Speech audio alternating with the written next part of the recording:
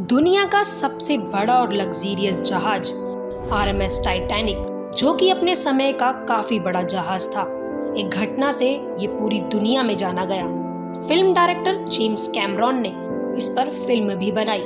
दरअसल इस जहाज पर बनी फिल्म टाइटैनिक से इस घटना की जानकारी दुनिया भर में लोगों तक पहुंची, जिसमें फिल्म की अहम भूमिका है। कई सारे लोग इस घटना का शिकार हो गए और उस समय जहाज में मौजूद रोज ही एक आखिरी इंसान थी जो घटना में बच सकी, जिसकी चर्चा इस फिल्म में भी की गई है। तो चलिए बात करते हैं टाइटैनिक जहाज की कुछ खास बातों की। आखिर ये टाइटैनिक जहाज कैसा था और क्यों दुनिया भर में इतना चर्चित है। इसकी खास बात ये थी कि ये काफी बड़ा जहाज था। इस टाइटैनिक में लग्जरियस सुविधाएं मौजूद थीं। टाइटैनिक में stained glasses, restaurant, barber shop, library और हीटिंग स्विमिंग पूल जैसी खास सुविधाएं मौजूद थीं। टाइटैनिक की लंबाई 269 मीटर और ऊंचाई 53 मीटर थी। इसे बनाने के लिए लगभग 7.5 मिलियन खर्च किए गए, जो समय के अनुसार काफी ज्यादा की लागत थी। तैयार होने में लगभग 3 साल लगे। टाइटैनिक जहाज में 3300 लोगों के बैठने की सुविधा थी।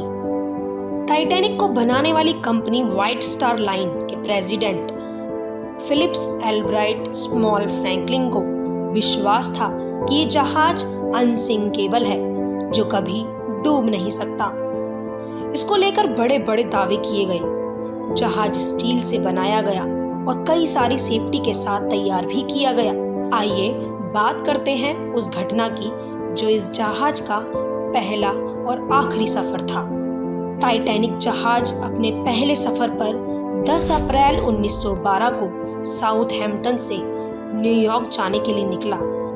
जब पहली बार ये सफर पर निकला तो लगभग 2200 यात्री इस पर सवार थे। इस यात्रा के दौरान कई सारी चुनौतियों का सामना भी करना पड़ा। जहाज की कमान कैप्टन एडवर्ड जे स्मिथ ने संभाली थी। 12 अप्रैल को ही टाइटैनिक को अपनी पहली आइस वार्निंग के सिग्नल मिलने शुरू हो गए। दरअसल समुद्र में यात्रा कर रहे जहाज दूसरे जहाज को सिग्नल देकर बताते हैं कि आने वाले रास्ते में किन दिक्कतों का सामना करना पड़ सकता है, लेकिन वो वार्निंग सिग्नल को अनदेखा कर 21.5 नोट्स यानी 40 किलोमीटर प्रति घंटे की रफ्तार से अपनी यात्रा करता रहा। 14 अप्रैल 1912 की रात टाइटैनिक के लिए काफी खतरनाक साबित हुई। रात के अंधेरे में जब विजिबिलिटी काफी कम थी, उस समय टाइटैनिक के क्रूज नेस्ट यानी वो जगह जहां से एक व्यक्ति ऊपर बैठकर निगरानी रखता है, इसमें मौजूद फ्रेडरिक फ्लीट ने कैप्टन विलियम को सिग्नल दिया कि हमारे सामने आइसबर्ग आने वाला है, जिसके बाद जहाज को दूसरी तरफ ले जाया गया। इसको लेकर लगातार रेडियो कनेक्टिविटी सिग्नल भेजे गए। इसी में एक ऑफिसर जैक फिलिप्स सिग्नल भेजने में सफल रहे। एक जहाज जो इससे काफी दूर था, उसने यहाँ तक पहुँचने की कोशिश की, पर समय रहते नहीं पहुँच सका। आइसबर्ग से एक हिस्सा टकराने के बाद कैप्टन एडवर्ड जे स्मिथ और थॉमस एंड्रयू, जो कि इस जहाज के आर्किटेक्चर थे, वह जानने की कोशिश करते रहे कि टाइटैनिक को कितना नुकसान हुआ है। एंड्रयू को समझ आ गया था कि अब इस जहाज का बच पाना काफी मुश्किल है। कुछ घंटों बाद रात को 11 से 12 बजे के करीब टाइटैनिक 200 से 400 फीट जितने लंबे आइसबर्ग से टकरा जाता है, जो कि काफी विशाल आइसबर्ग था। इस घटना के दौरान कुछ लोगों को लाइफ बोट के साथ बचा लिया गया, पर इसकी एक खास बात और है कि कई लोग लाइफ बोट में नहीं बैठे, क्योंकि उन्हें लगा कि ये टाइटैनिक कभी डूब नहीं सकता, क्योंकि कंपनी व्हाइट स्टार लाइन ने विज्ञापन में बड़े बड़े दावे किए थे कि जहाज अनसिंकेबल है। कई सारी रेडियो कनेक्टिविटी के बाद भी इसे बचाया नहीं जा सका। टाइटैनिक में पानी के दबाव की वजह से ये धीरे धीरे अटलांटिक महासागर में डूबता चला गया, लेकिन आइसबर्ग के टकराने से टाइटैनिक 2 हिस्सों में टूटकर लगभग 12,000 फीट नीचे चला गया। कई सारे लोग अपनी जान से हाथ धो बैठे। टाइटैनिक जहाज का मलबा 73 साल बाद सितंबर 1985 में मिला। ये समुद्र तल से लगभग 12,000 फीट नीचे अटलांटिक महासागर में डूब गया था। इसे ढूंढने का काम अमेरिका और फ्रांस ने किया। अमेरिकी नौसेना की इसमें अहम भूमिका रही।